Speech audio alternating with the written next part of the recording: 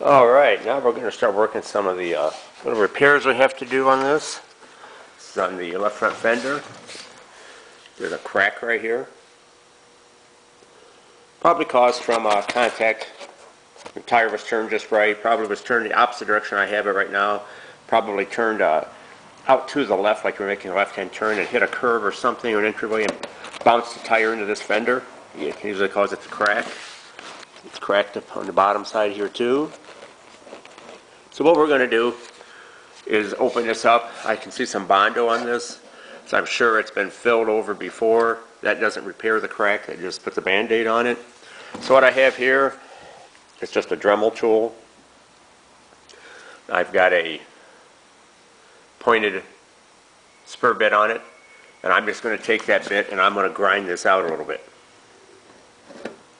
So I'll turn this off and I'll bring you back when we've got this opened up. Alright, now you can see here what I've done. And if we get a focus on that, now you can see. I've opened that crack up. I got the old Bondo out of the way there.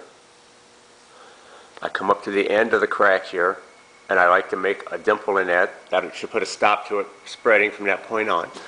Here on the end of it. This is typical crack repair on fiberglass.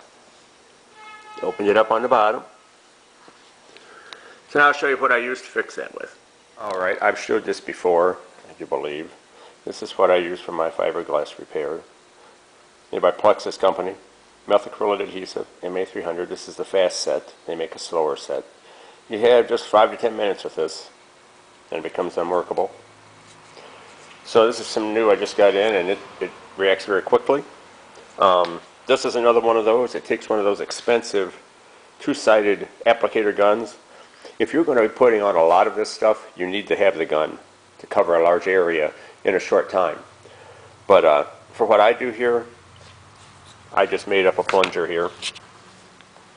2 pieces of steel rod, just welded them together.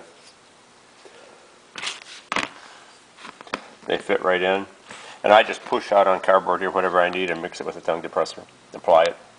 So that's what we're going to do now. We're going to apply it to that brake I just showed you to show you how that repair is done quick and easy. Alright, from the time I mixed that till right now, it's been about 15 minutes, 14 minutes. Here you can see the repair. Get a focus on that. You can get this adhesive in different colors. This is the white. Like I said, you can get it in different speeds also. This is the fast set. Like I said, it's about 10 minutes work time or so. You might be able to stretch it a little bit. But that's our repair all the way down underneath. We'll let that thoroughly harden. It'll probably be cured in, I like to leave it set about an hour. It's probably less than that, but then you can sand it down and finish your body work on this like you would any other repair. So as we go further, I'll make some more videos. And like I said, this material is very easy to use. When you push this out, you take this off, you open up both sides. You just push out equal amounts onto your pallet and just mix them together thoroughly. That's all it takes. I have even used this material with fiberglass matting. Put some of that in with the material as you mix it. The slow set is much better for that process. If you have to bridge across an area or something. Depends on how big it is. Too big, I would advise using polyester resin for the repair. This is a great product. Bonds fiberglass to steel, fiberglass to aluminum, fiberglass to itself. I've actually tried to tear the repairs apart after I made it with this product, and you'll end up ripping the fiberglass next to the repair, and the repair stays intact. Alright, we've been working on this lower spoiler down here. Of course, this is down low.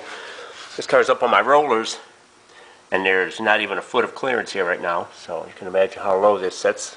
The tires are on the floor. You can see where there was a break right here. We've ground that out and glued that up. See some other cracks here where we did. You can see back there that piece of rod coming down. I made a brace and put behind there. Welded it on up to a cross brace up there. Just a round rod. Brought it down and it runs underneath the bottom edge of the spoiler up underneath the lip.